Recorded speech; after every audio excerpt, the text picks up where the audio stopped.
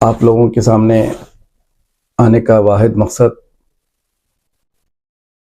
एक जज, Allahabad high court के सिटिंग जज शेखर कुमार यादव हैं। उन्होंने एक वीएचपी के फंक्शन में मुसलमानों के ताल्लुक से, कॉन्स्टिट्यूशन ऑफ इंडिया के ताल्लुक से और ट्रिपल तलाक को लेकर बहुत सारी बातें कही और मैं उनके तमाम बातों को और उनके स्टेटमेंट को कंडेम करता हूं। फर्स्ट ऑफ ऑल, मैं ऑनरेबल जस्टिस से ये पूछना चाह रहा हूं चैनल के जरिए कि उन्होंने एक सिटिंग जज होते हुए high court, Allahabad high court के सिटिंग जज होते हुए इस तरह की बातें, बेहुदा किस्म की बातें, शरारत करना, मुसलमानों के खिलाफ नफरत अंगेज तकरीर उन्होंने की, जानबूझकर की। और उन्होंने यहाँ तक ये कहा कि हिंदुस्तान में मेजॉरिटी कम्युनिटी के विशेष के ऊपर फैसले होंगे, यानी अक्सरियत के ख्वाहिशात के मुताबिक यहाँ पर फैसले होंगे। ये बोलने से पहले उनको 10 बार सोचना चाहिए। ये डेमोक्रेसी है, यहाँ पर कॉन्स्टिट्यूशन है, कॉन्स्टिट्यूशन के हिसाब से ही देश चलता है। उन्होंने ये भूल गए, शायद जज साहब को याद दिलाना चाहिए कि ऐसी बेहुदा बातों से उन्हें परहेज करना चाहिए। पहले तो उन्होंने जो पब्लिक फंक्शन में जाकर इस तरह की बात कही, दूसरी बात वीएचपी के फंक्शन में जाकर उन्होंने मुसलमानों की बेइज्जती की और हैरत नफरत अंगेज बयानात पे बयानात दिए। बयानात क्या थे कि ट्रिपल तलाक, पोलिगमी, एक से जायद बीवियां, एक से जायद शादियां नहीं कर ले सकते आप, ट्रिपल तलाक को हम नहीं मानेंगे, हलाला को नहीं मानेंगे, ये सब हमारे इसमें नहीं होगा। इस किस्म की बेहुदा बातें उन्होंने की। मैं वो जज साहब से ये पूछना चाह रहा हूं, ये कहने का इख्तियार किसने दिया आपको? किसके आर्डर पर वहां आप चले गए? आपको मालूम है कॉन्स्टिट्यूशन क्या बोलता है? आपको तमाम मजहब की कानून के ऊपर रहते हुए, कानून के दायरे में रहकर तमाम मजहब के लोगों की इज्जत करनी है। फर्स्ट ऑफ ऑल, आप ऐसी जगह गए जहां पर हिंदुत्व की तंजीम है और सिर्फ शरअंगेज मुसलमानों के खिलाफ की जाती है।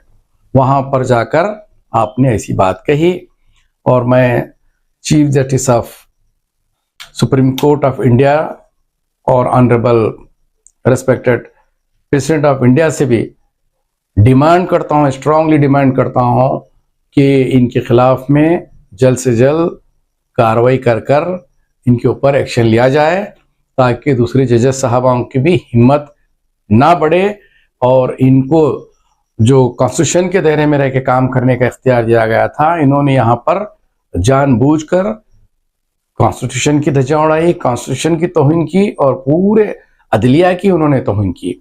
मुसलमानों की तौहीन तो की ही की है, उसके साथ साथ पूरे अदालतों की उन्होंने तौहीन की है।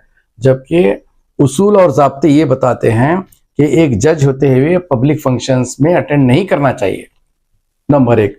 दूसरी बात, जब जाते हैं तो आपको तमाम चीज़ों को मद्देनजर रखते हुए वहाँ का जायजा लेकर आपको जाना है।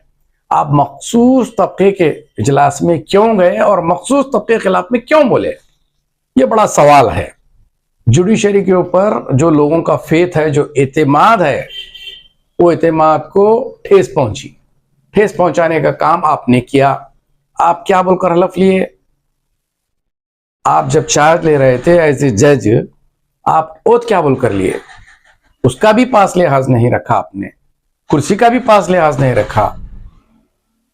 और एक दफा मैं चीफ जस्टिस ऑफ इंडिया और प्रेसिडेंट ऑफ इंडिया से रिक्वेस्ट करता हूं कि ऐसे लोगों को जल्द से जल्द एक्शन लेकर सर्विस से डिसमिस किया जाए और उनको वार्न किया जाए कि दूसरी टाइम ऐसी हरकत, नाजेबा हरकत नहीं होनी चाहिए। 1997 में एक restatement of values of judicial life adopted by the full court of the Supreme Court in 1997, followed by the all the high courts mandates that the behavior and conduct of members of the higher judiciary must reaffirm the people's faith in the impartiality of the judiciary.